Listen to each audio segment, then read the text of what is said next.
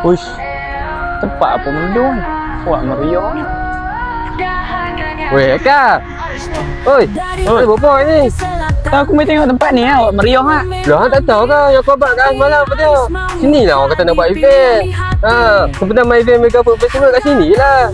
Sini ah. Ha, Ni kita kat mana? sini orang panggil Taman Tasik Kemuting.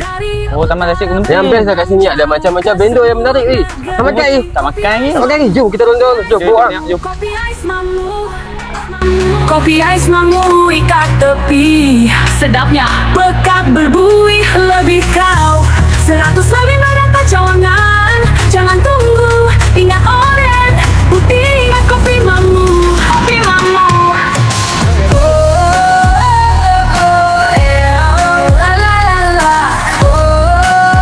Dah harganya.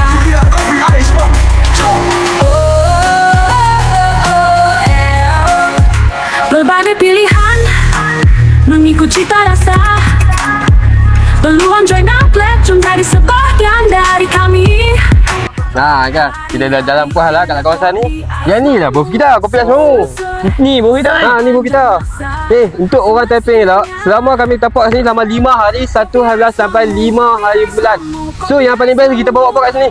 Kopi, teh, coklat. Yang tu. Yang buat 3. Tapi yang paling best sekali untuk minum dia. Kopi caramel, apa jangan lupa dapat kan.